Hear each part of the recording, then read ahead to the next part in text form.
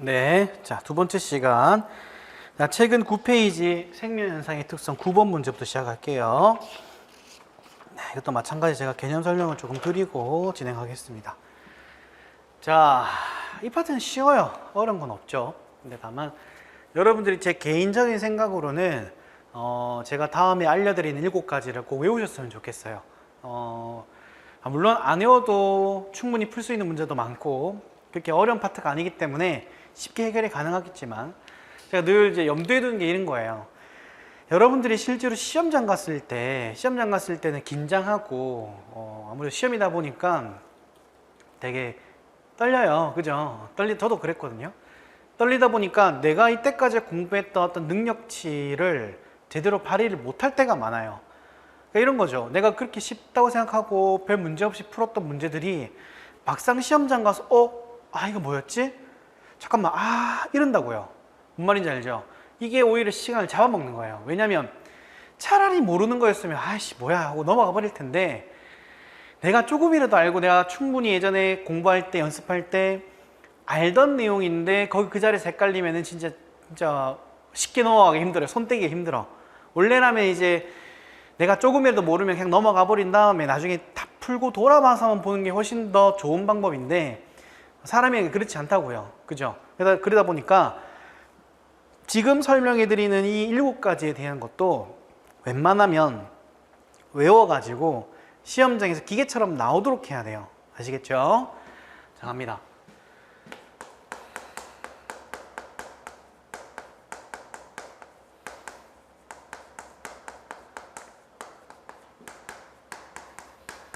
자, 생명현상 특성 7가지가 있죠. 첫 번째, 모든 생명체는 세포로 구성되어 있다. 두 번째, 물질 대사를 한다. 세 번째, 자극에 대한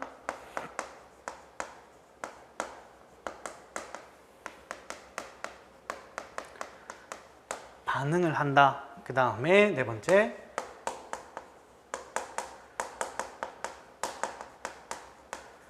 항상성을 유지한다. 항상성은 내가 체내나 체외의 어떤 급격한 변화에도 내 몸을 일정하게 맞추려고 하는 그런 성질을 얘기하는 거죠. 다섯 번째, 발생과 생장을 한다. 여섯 번째, 생식과 유전을 한다. 일곱 번째, 적응과 진화를 한다. 괜찮죠? 7가지 이렇게 주르륵 나올 수 있도록 여러분들이 직접 손으로 안 보고 써본 연습 해보시고 외우시는 걸 추천드릴게요. 자, 어려운 거 없어요. 자, 이 중에서 1번부터 5번까지 여러분 뭐라 하죠? 개체 유지의 특성이다. 그 다음 두 번째, 6번과 7번을 묶어서 종족 유지의 특성이다. 이런 식으로 구분을 다 할 수 있겠죠? 괜찮죠? 각각에 대한 자세한 설명은 안 할게요. 그런데 물질 대사에 대한 정의는 아셔야 돼요. 물질 대사 정의 뭐였어요? 물질 대사 정의, 그죠? 본인이 생각해봐요. 생명체 내에서 일어나는 화학 반응이다. 그죠? 화학 반응은 두 가지가 있었다. 그죠? 동화작용과 이화작용 두 가지. 동화는 물질의 특성에서는 뭐다? 합성의 의미를 지니고 있다. 이화는 물질의 특성으로 봤을 때 분해다. 여러분들이 굳이 필기를 안 해도 상관은 없는데 제가 강의 들으시면서 입으로 우물우물 해보세요. 만약에 집에서라면 소리를 내보시고 뭐 독서실이라든지 도서관에서 공부하신다 그러면은 마음속으로라도 이렇게 외치셔야 돼요. 말을 하셔야 돼요. 그 다음에 동화는 에너지 측면으로 봤을 때 흡열 반응이라고 하고, 이화는 에너지 측면으로 봤을 때 발열 반응이라고도 하죠. 자, 요 용어 다 외우셔야 돼요. 다 같은 말, 다 같은 말. 되죠? 오케이, 이렇게. 자, 여기까지 하고, 자, 문제 조금 풀고, 또 이제 추가적인 설명도 할게요.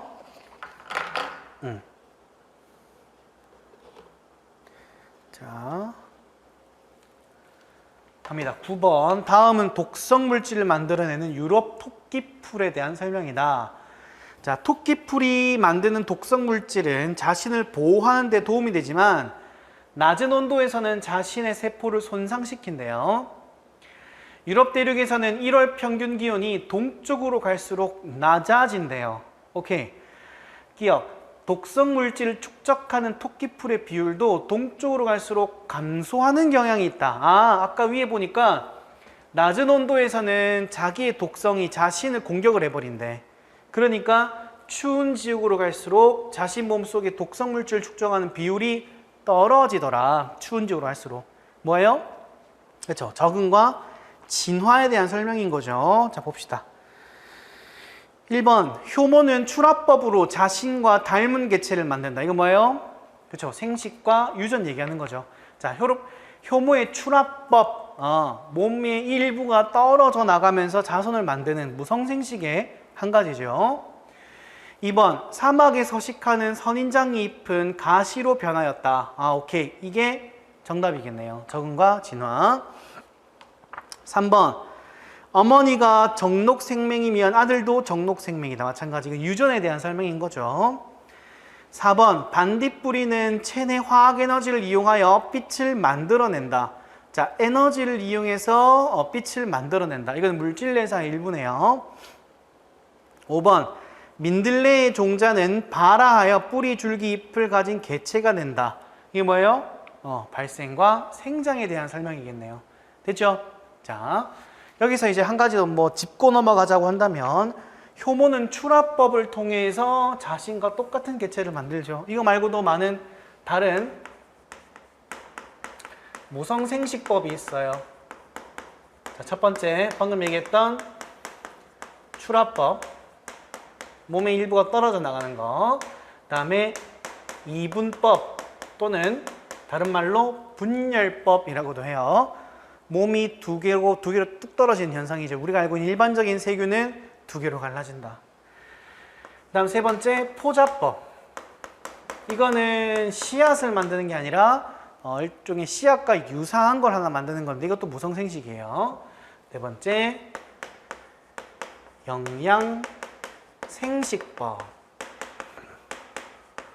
이거는 이제 주로 식물이 하는 건데, 식물의 자기 몸의 일부를 떨어뜨려 가지고 또는 다른 방식의 휘감는 형태, 예를 들어서 흙이 이렇게 있어, 식물이 이렇게 자라나. 근데 여기 있는 가지 일부를 이렇게 일부를 심어 놓으면 뿌리가 만들어지면서 또 이렇게 새로운 개체가 나타나요. 그죠? 또 감자나 고구마 이런 거 잘라 가지고 심으면 마찬가지 나오고, 몸의 일부가 씨앗 그 자체로서 행동하는 거, 영양생식법이라고 합니다. 까지 챙겨가면 좋을 것 같아요. 출합법 얘기가 나와서. 자, 넘어갈게요. 10번.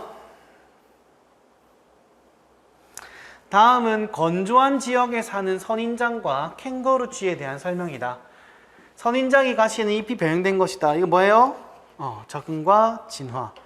캥거루쥐는 수분 손실을 줄일 수 있는 발달된 콩팥을 가지고 있다. 마찬가지죠. 더운 지역에, 건조한 지역이라고 했으니까 자신의 몸의 수분을 줄일 수 있는 형태로 발달됐다. 이것도 마찬가지 적응과 진화에 대한 설명이네요. 1번, 올챙이는 자라서 개구리가 된다. 뭐예요?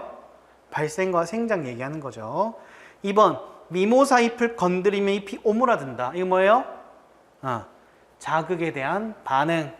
3번, 효모는 포도당을 분해하여 에너지를 넣는다. 물질대사.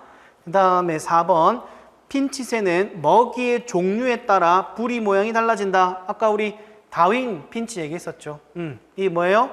적응과 진화. 정답 4번이겠네요. 5번, 암컷 흰눈 초파리의 자손 중 수컷은 모두 흰눈이다. 뭐예요? 생식과 유전. 됐죠? 자, 하나하나 이런 식으로 어려운 거 아니에요. 보면 이해 바로 돼요. 다만 여러분들이 이런 것도 알고 왔으면 좋겠다라는 거예요. 넘어갑니다. 11번. 표는 식물이 열매의 종류에 따라 종자를 퍼뜨릴 수 있는 방법을 나타낸 것이다. 자, 첫 번째 그림에 사과가 나와 있네요. 사과. 단단한 종자를 가진 열매는 동물들이 먹었을 때 종자가 소화되지 않고 소화관 밖으로 배출되므로 동물들이 열매를 먹은 장소에서 멀리 떨어진 곳에 종자를 퍼뜨릴 수 있다. 그렇겠죠? 동물의 소화기관으로 들어간 다음에 분해되지 않고 배설물과 함께 나와가지고는 그 배설물 자체가 영양물질로 작용하면서 씨앗이 발할 수 있게끔 해주는 거죠. 그리고 이동도 할 수 있고. 그 다음에 두 번째 그림. 갈고리 모양의 열매는 사람의 옷이나 동물의 털에 달라붙어 멀리 떨어진 곳에 종자를 퍼뜨릴 수 있다. 얘 같은 경우에는 우리 많이 봤을 거예요. 도깨비 풀이라 그래가지고, 그죠? 몸에 이제 많이 붙죠. 이런 거 나중에 이제 집에 와서 떼죠. 이렇게 버리잖아. 버렸을 때 그 땅바닥에 잘 자랄 수 있는 환경에 하필 잘 들어가면 또 거기서 자라는 거예요. 그죠? 오케이. 지금 이 두 가지 얘기는 어떤 상황에 따라서 만약에 예를 들어서 밑에 있는 도깨비풀 같은 경우에는 털이 많은 동물들이 많은 지역, 위 같은 경우에는 열매를 먹는 동물들이 많은 지역, 그런 지역에 따라서 적응하고 진화한 거네요. 1번, 더운 지방보다 추운 지방에 사는 여우의 몸집이 크다. 추운 지방에 갈수록 자기 몸에 있는 열 에너지를 많이 빼앗기기 때문에 몸의 덩치가 커지고 말단 부위가 조금 작아지는 형태로 진화를 했고, 사막이라든지 건조하고 더운 지역에 살고 있는 생물들은 어때요? 그죠? 몸집이 작아지고 귀 같은 말단 부위가 길어지거나 커지는 방향이죠. 그래야 자기 몸의 열 에너지를 밖으로 쉽게 방출할 수 있을 테니까. 오케이. 정답 1번이겠네. 적은 거 지나. 2번. 효모는 포도당을 분해해서 에너지를 넣는다. 요거는 물질 내사. 3번. 땀을 많이 흘리면 오줌량이 감소한다. 그렇죠.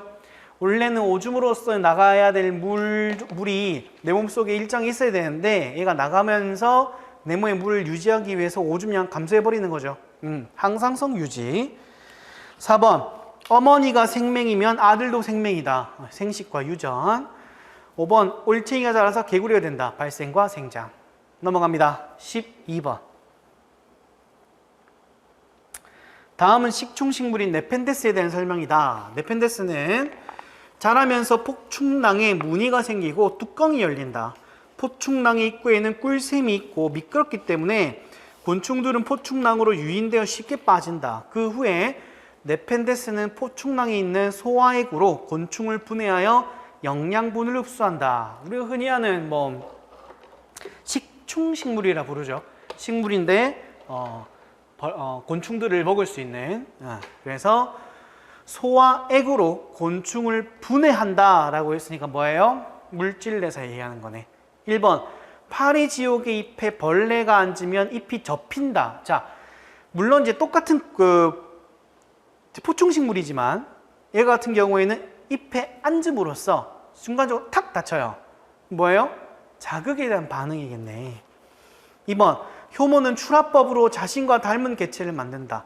자, 출하법 뭐예요? 무성생식 얘기하는 거죠. 생식과 유전. 3번. 사람의 간에서 글리코젠이 포도당으로 전환된다. 자, 간에서 글리코젠이 포도당으로 바뀐대. 물질 내서 얘기하는 거구나. 뭐죠? 이화작용. 4번. 부착형 귓불의 부모에게서 부착형 귓불의 자녀가 태어난다. 뭐예요? 생식과 유전. 5번. 살충제를 지속적으로 살포하면 살충제 저항성 모기 비율이 증가한다. 이거 뭐예요?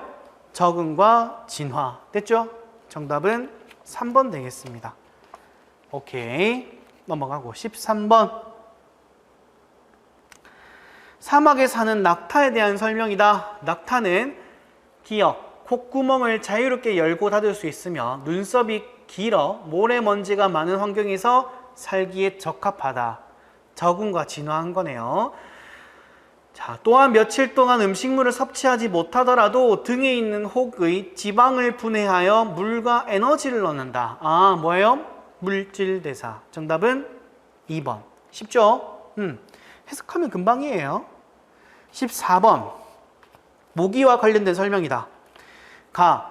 장구벌레는 번데기를 거쳐 모기가 된다. 이게 뭐예요? 그죠? 발생과 생장 얘기하는 거죠.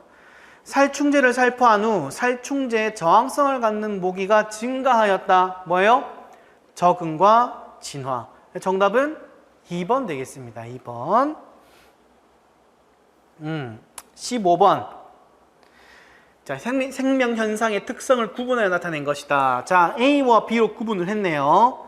자, A를 먼저 볼게요. 적응과 진화, 유전, 생식. 유전과 생식 합쳐서 해도 되죠. A는 뭐예요? 그렇죠. 종족 유지의 특성이다. B. 물질 대사, 발생과 생장, 항상성, 자극과 반응, 자극에 대한 반응. 그죠? 뭐예요? 오케이. B는 뭐다? 개체 유지의 특성이다. 그 다음, 물질 대사에는 동화작용과 C가 있다. C는 뭐예요? 이화작용. 그래서 기억번. A는 종족 유지, B는 개체 유지의 특성을 지니고 있다. 맞죠? 니은.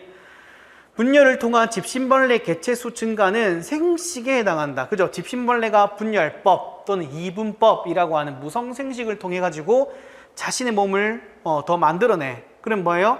자손을 만드는 거 똑같아. 그렇네. 생식과 유전. 이거 생식에 해당하는 거겠네요. 디귿. C 작용이 일어날 때 효소가 관여하며 에너지가 방출된다. 맞죠? 설명드렸다시피 이화작용에는 발열 반응, 에너지가 방출된다. 그 다음에 효소가 동화작용이든 이화작용이든 물질 대사라고 하면은 반드시 효소가 사용돼야 합니다. 아시겠죠? 정답은 4번. 그래서 이제 이런 질문 하신 분도 있었어요. 물질 대사했을 때 효소가 안 쓰이는 경우는 없습니까? 심화 전공으로 하면 아닌 경우도 있기는 해요. 그런데 그거는 거의 어떤 느낌이냐면 물질 대사에 99.99%가 효소가 쓰이는데 0.01 가지고 말하기가 좀 그래가지고 그냥 그런 건 무시하고 물질 대사는 효소가 반드시 쓰인다면 그냥 맞는 걸로 생각해요. 그냥. 됐죠? 그렇게 갑시다. 16번. 자, 16번 설명하기 전에 개념 설명 한번 하고 갈게요. 이게 16번 같은 유형의 문제는 잘 출제는 안 돼요. 출제율은 좀 낮기는 한데 한번 출제가 되면은 여러분들이 힘들어할 수 있고 또 공부가 아무리 출제가 잘 안 되다 보니까 좀 등한시하는 경우가 있거든요. 그러다 보니까 이 부분에 대해서 내용은 꽤나 좀 많고 약간 복잡한데 문제는 잘 출제가 안 되니까 여러분 좀 등한시해서 이번 참에 한번 정리를 싹 한번 하고 이런 유형의 문제가 나오더라도 얼마든지 풀 수 있도록 개념 한번 잡고 갑시다. 지우고 갈게요.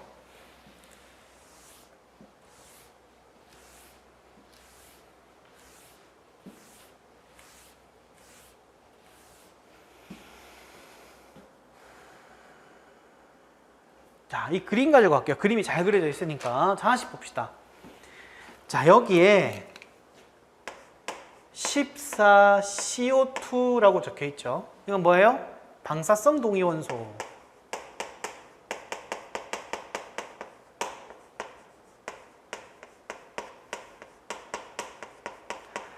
자, 이 얘기를 하기 전에 한번 요 얘기를 먼저 해볼게요.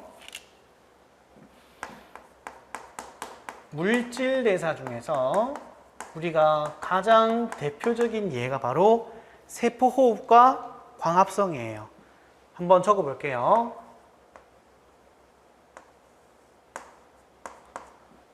숫자는 무시할게요.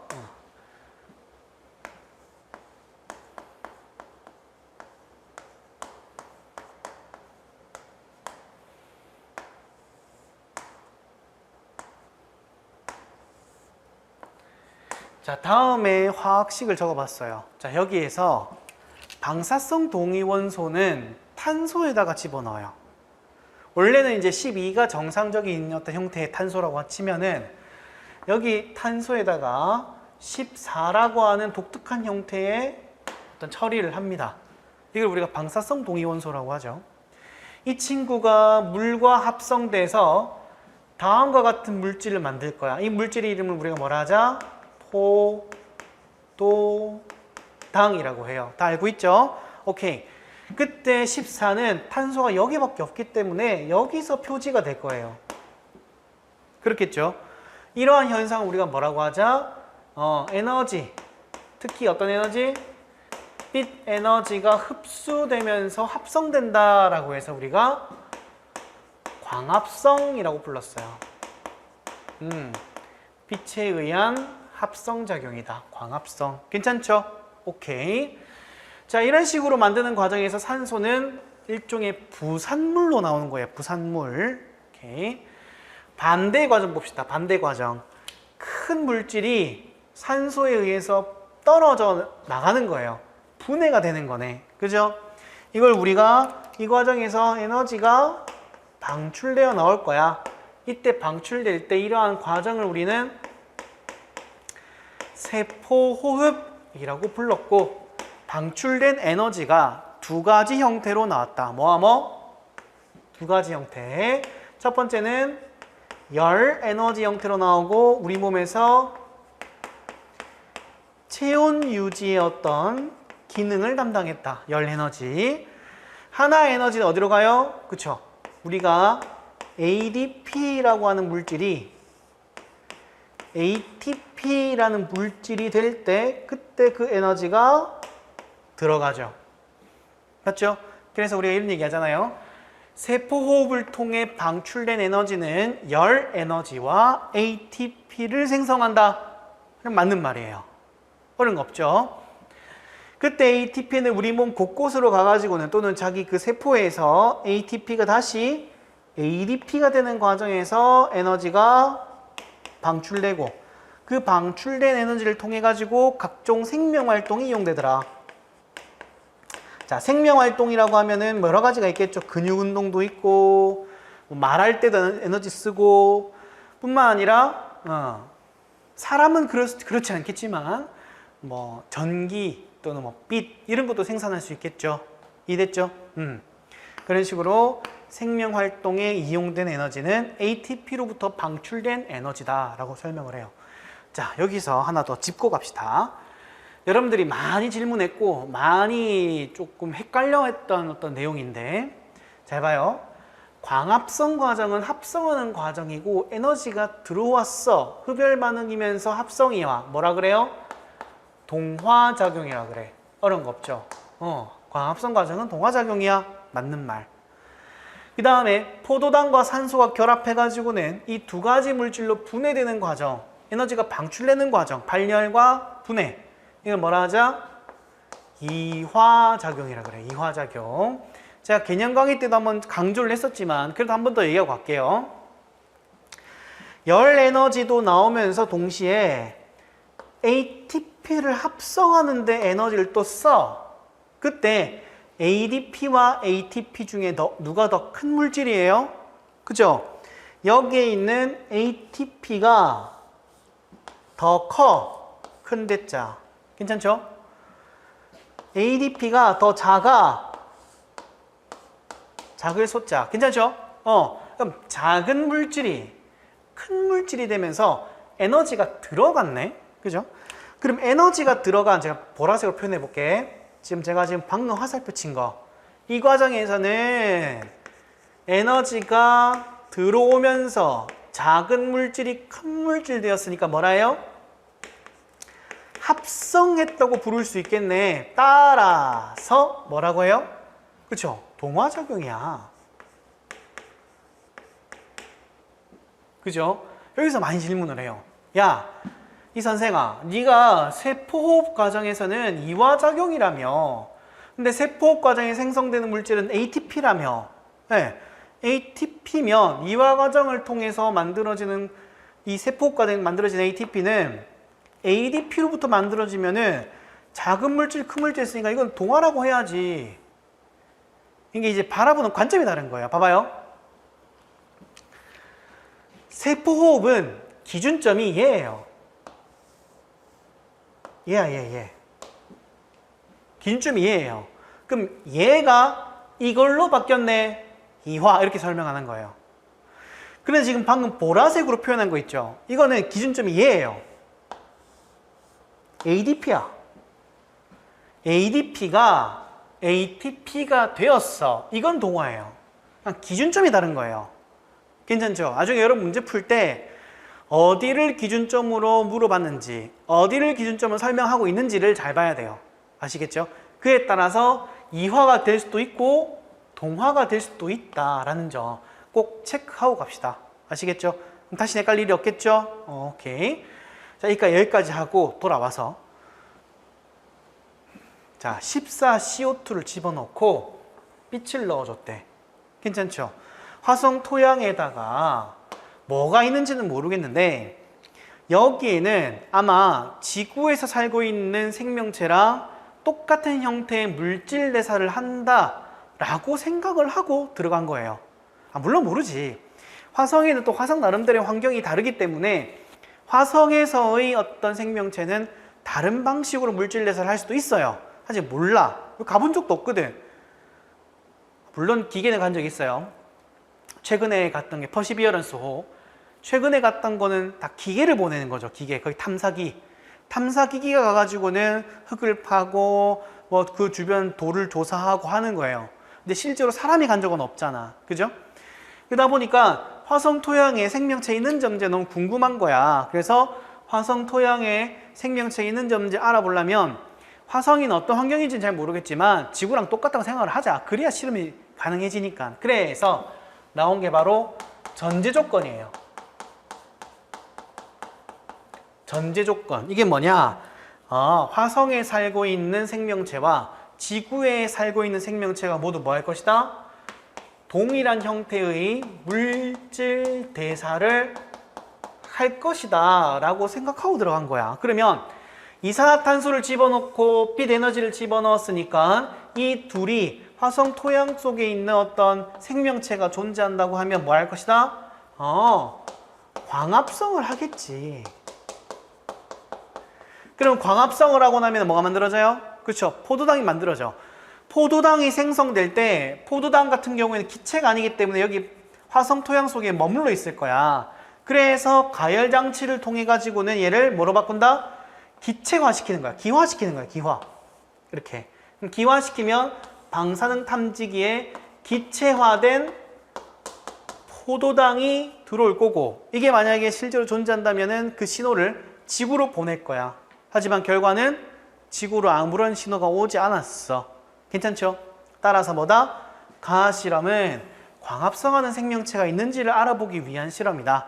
다른 말로 하면은 합성작용이나 아니면 흡열 반응을 하는 생명체가 있는지 알아보기 위한 실험이다 라고 말하는 거예요. 괜찮죠? 자, 두 번째 실험 뭐예요? 14탄소가 포함된 유기양분, 다른 말로 하면은 14포도당 얘기하는 거예요. 얘를 집어넣어 가지고는 화성 토양 속에 이렇게 뚝뚝 떨어뜨렸어. 그러면 여기서 뭐 할 것이다? 세포호흡을 진행할 것이다. 세포호흡 산물이 뭐예요? 14CO2겠지. 그러면 얘는 어차피 기체니까 가열장치를 넣을 필요가 없는 거야. 어차피 기체니까. 그러면 얘가 날아가 가지고는 여기 있는 방사능 탐지기에 탐지가 되면 지구로 신호를 보낼 것이고, 실제로는 신호가 오지 않았어. 그러면 화성 토양 속에는 광합성한 생명체도 없고 세포만 생명체도 없구나 라는 걸 알게 된 거예요. 괜찮죠? 자, 그러면 나는 뭐라고 하면 돼요? 결론, 나에서는 세포흡한 생명체가 없다. 또는 다른 말로 이화작용하는 생명체가 없다. 다른 말로 발열 반응을 하는 생명체가 없다. 이렇게 말할 수 있는 거예요. 됐죠? 이거 말고 실험 하나 더 있죠. 지금 같은 경우에는 14C를 포함한 포도당 유기양분을 넣었어. 근데 얘가 지금 방사능이라 그랬잖아. 사람도 방사능이 오래 유지되면, 오래 이렇게 노출되면은 정말 나쁜 영향을 줄 텐데, 하물며 여기는 미생물이겠지. 그러니까 14로 표현되어 있는 요걸 넣어버리면은 생명체가 다 죽은 거 아닐까? 그죠? 그럴 수도 있죠. 그러니까 어떻게 한다? 탄소에 방사성 동위원소 처리를 하지 않고 그냥 일반적인 포도당을 집어넣는 거야.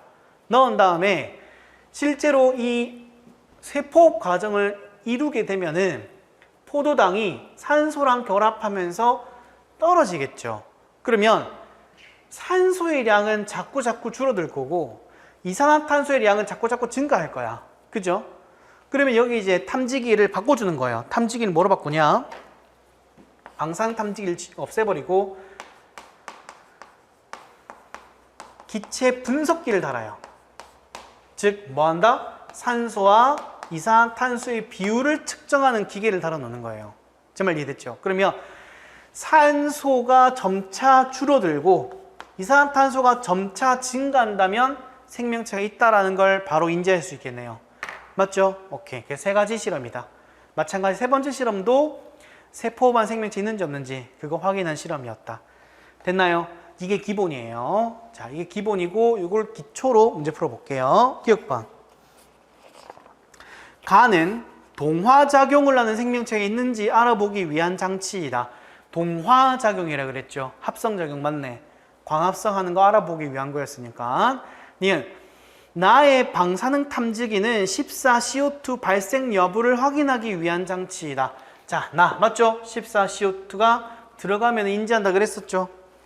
맞다. 디귿 나는 다와 같은 물질 대사라는 생명체가 있는지 알아보기 위한 장치이다. 자, 다를 보니까 저분자 물질이 고분자 물질로 변하면서 에너지가 들어가는 화살표로 표현되어 있죠. 그럼 다는 뭐예요? 그렇죠. 합성 또는 흡열 작용이네요. 맞죠?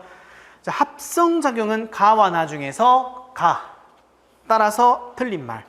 정답은 기억, 니은 4번 되겠습니다. 됐죠? 이걸 알고 나면 쉬워요. 알고 나면 쉬워. 넘어갑니다. 17번.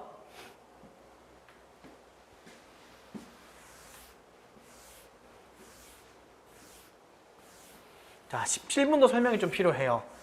자, 17번은 여기다가 제가 설명을 한번 해볼게요. 자, 일로 와봐요.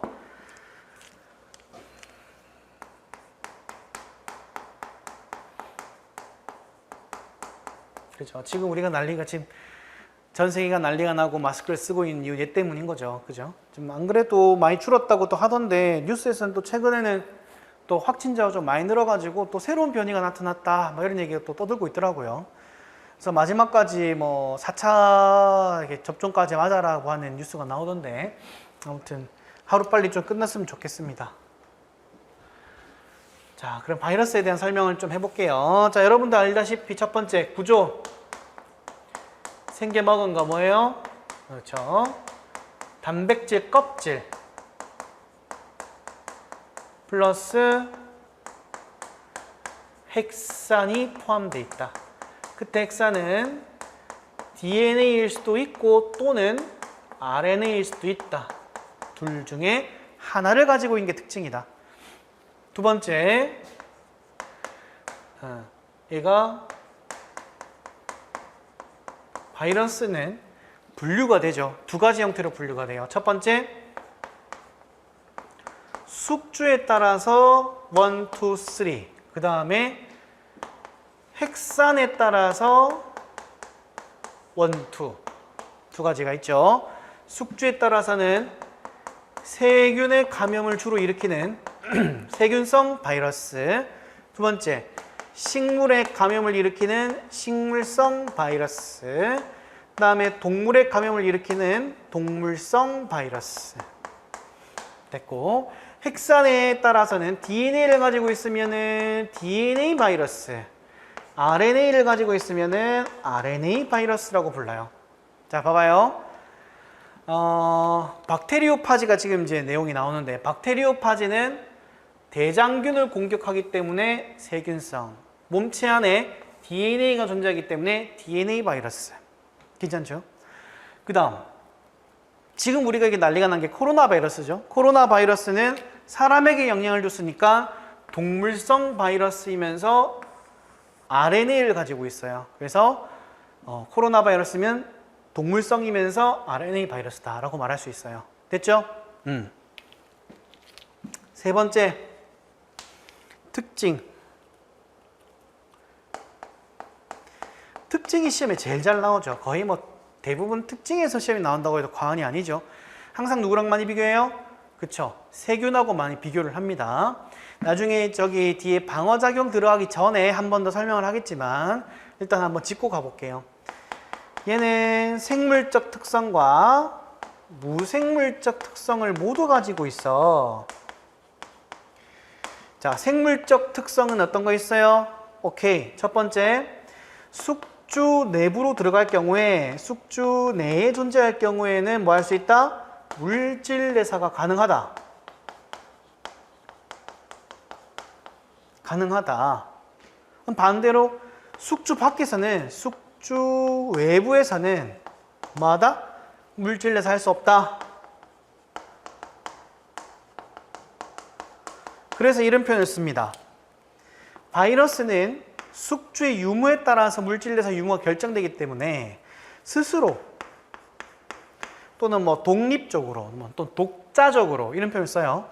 스스로 물질 내사를 할 수가 없다라고 하죠. 두 번째, 핵산이 존재해. 핵산이 있어. 핵산이 있기 때문에 뭐가 가능하다? 그쵸? 돌연변이가 굉장히 잘 일어나.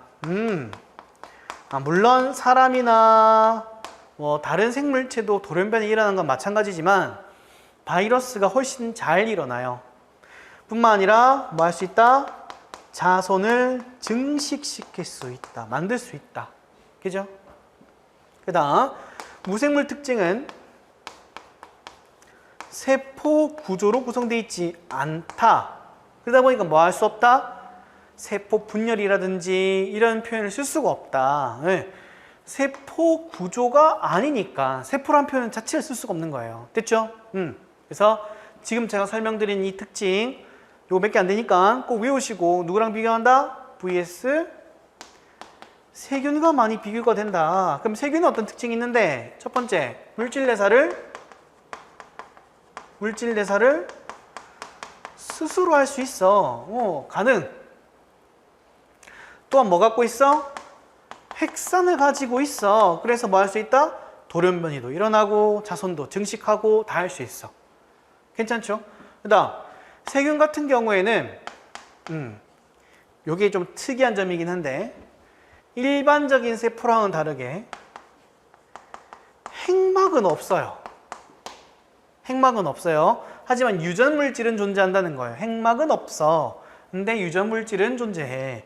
그리고 리보솜과 같은 어떤 특정 단백질을 합성할 수 있는 스스로 뭔가 물질 내사가 가능하다는 얘기예요. 괜찮죠? 오케이. 여기 좀 비교 이 정도만 해주시고 나중에 뒤에서 한번 더 설명을 할게요. 자, 그럼 이제 문제로 가봅시다. 17번.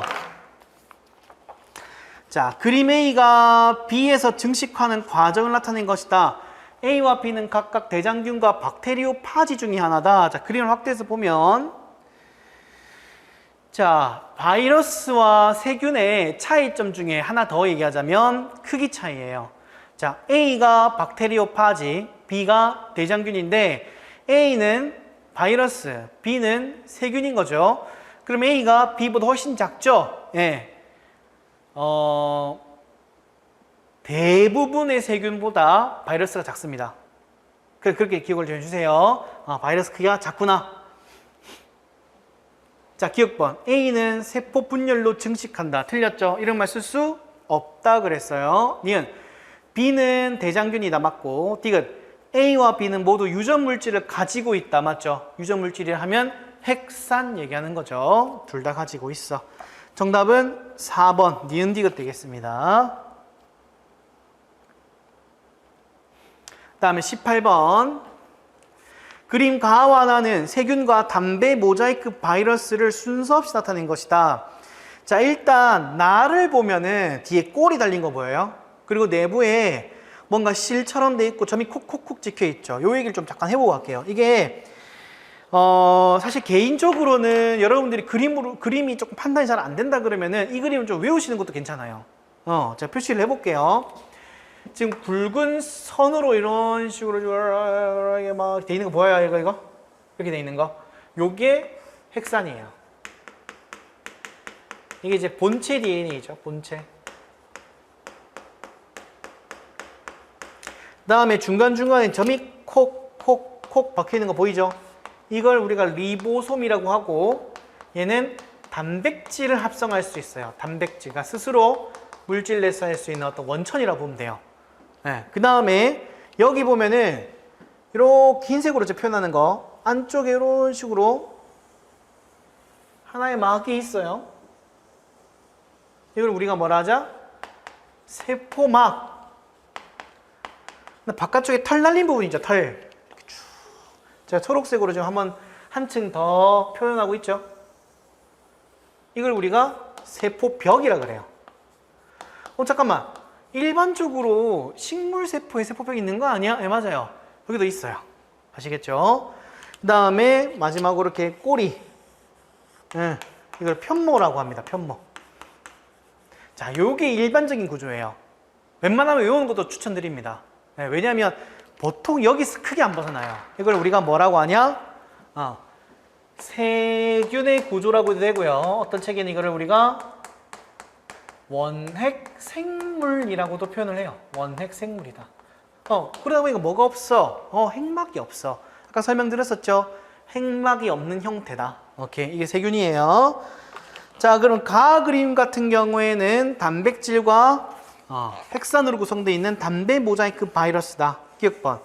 가는 핵산을 가지고 있다. 맞다. 나는 세포 분열로 증식한다. 맞죠? 오케이.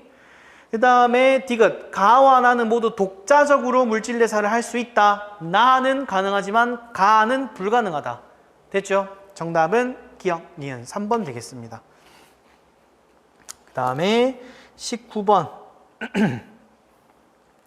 그림은 바이러스와 대장균의 공통점과 차이점을 나타낸 것이다. 자, 바이러스랑 대장균의 공통점. 그냥 편하게 바이러스랑 세균 하면 되겠죠?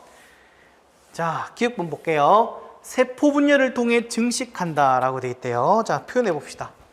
A가 바이러스, B가 세균이었어요. 그죠? 자, 세포 분열을 통해 증식한다는 기억에 해당한다 라고 되어 있죠. 기억이라면 이렇게 돼요. 이렇게 지금 노란색으로 표현하고 있는 거. 요게 기억이에요. 됐죠? 그러면은 세포 분열을 할 수 있다 없다? 바이러스는 세포 구조가 아니기 때문에 그런 표현 쓸 수가 없다. 틀렸다. 니은 유전 물질을 가지고 있다라고 했으니까 바이러스와 세균의 공통점을 말하는 거네요. 오케이, 맞네. 유전 물질 있어. 디귿. 독자적으로 물질 대사를 할 수가 있다. 자, 디귿 같은 경우에는 표현을 하면은 그쵸? 요렇게만 해당하는 거예요. 지금 제가 표현하는 거 보이시죠? 디귿은 세균만 해당하는 특징을 물어본 거야. 따라서 독립적으로 물질을 살 수 있다. 정답은 니은 디귿 4번 되겠습니다. 자, 20번도 똑같은 문제죠. 자, 20번 똑같은 문제인데, 자, A와 B의 공통점과 차이점. 나는 A와 B 중에 하나를 나타낸 건데, 나는 박테리오파지로서 바이러스죠. 바이러스인데 세포로 구성되어 있다라고 했으니까 얘는 세균이 될 거고, 얘가 박테리오파지 바이러스가 되겠죠. 오케이. 기억번. 나는 B이다. 맞고, 니은 핵산이 있으면 기억에 해당한다. 자, 기억 공통점 물어본 거네요. 맞네요. 둘 다 핵산이 있다. 디귿. 스스로 물질 대사 할 수 없음은 니은에 해당한다. 스스로 물질 대사 못한다 그랬었죠. 바이러스. 정답은 기억, 니은, 디귿 4번 되겠습니다. 여기까지 일단 하고, 이 파트에서는 중요한 게 아까 말씀드린 대로 7가지 지금 여기 지웠는데 7가지에 대한 설명, 그거 물론 여러분들이 공부한 걸 가지고 문제로 녹여냈을 때는 크게 어려움이 없지만 혹시나 마음 때문에 기억하시라고 했던 거 첫 번째고, 두 번째 지웠는데 아까 전에 문제 16번 문제 거기에서 뭐 했어요? 그죠? 화성 탐사 실험의 전제 조건, 그 다음에 결과, 실험 방법 설명했었죠. 그것도 한번 더 복습하셔야 되고요. 그 다음에 마지막으로 바이러스.